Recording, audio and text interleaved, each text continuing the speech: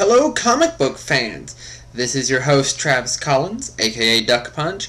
I'm sorry this one's a little bit late today, had some stuff come up this morning, but I am back and I have 4 more reviews here tonight.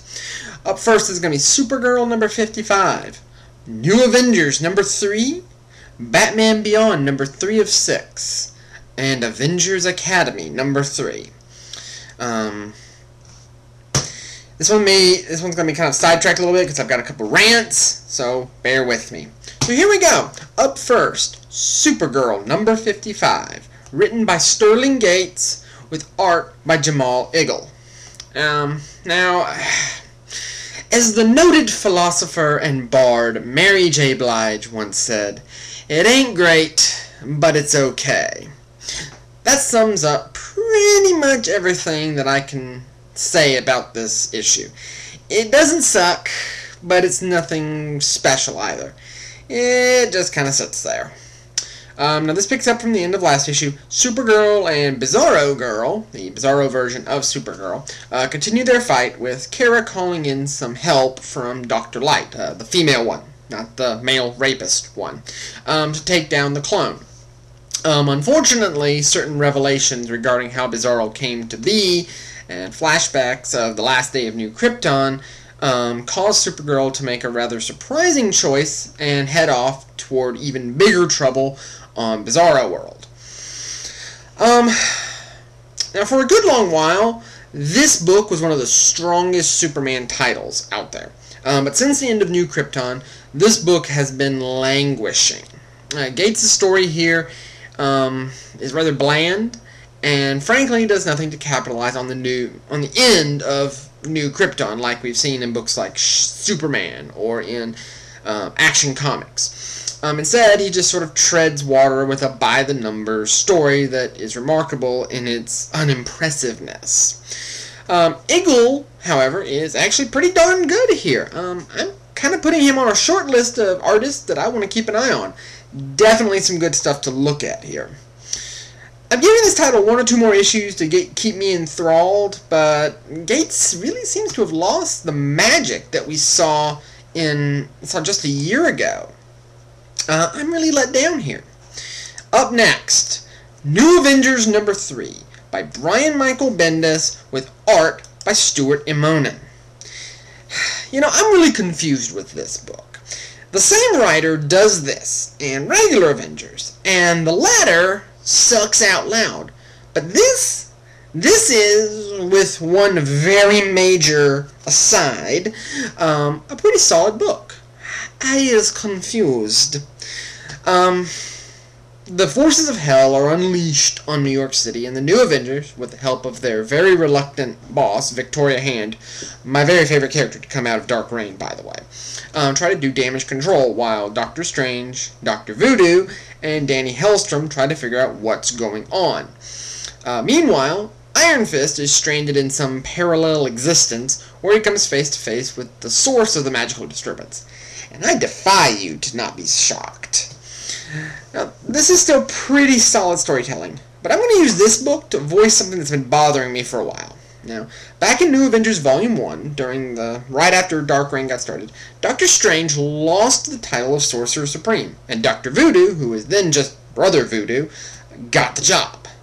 And since then, they've done nothing but undermine his ability to be Sorcerer Supreme. Where was Dr. Voodoo during Siege? Why the hell did they offer Doctor Strange a spot on the Avengers when Voodoo is the freaking Sorcerer Supreme? And why is it that every time something magical happens, the only thing they can do is show that Voodoo feels unworthy to be Sorcerer Supreme? It's crap! He's either Sorcerer Supreme or he's not. Ugh. On the plus side, Immonen doesn't suck here as far as art goes. Look, I want to give this issue a thumbs up, but the continued misuse of Dr. Voodoo is getting really old. And here's the thing, I'm not even that much of a fan of the character. That should tell you something right there. Next up, another rather disappointing book, Batman Beyond number 3 of 6, written by Adam Beechin with artwork by Ryan Where did Brian come from? Ryan Benjamin. Now, I've been of two minds with this series. Part of me is excited to see Batman Beyond being worked into the canon. But I know Beechin, and his reputation for sloppy character writing is well earned. And with this issue, the two issues of goodness that were the first part of me excited have given way to that latter part. Now, the new Batman continues to fight Hush with disastrous results. This causes Bruce Wayne, his mentor, to question whether or not he can still cut it as Batman. After a pretty intense argument, Terry hits the streets again to do some investigation of his own, only to be attacked by the new Catwoman, who it turns out is working with Hush. This issue concludes with a reunion of sorts and a new attack.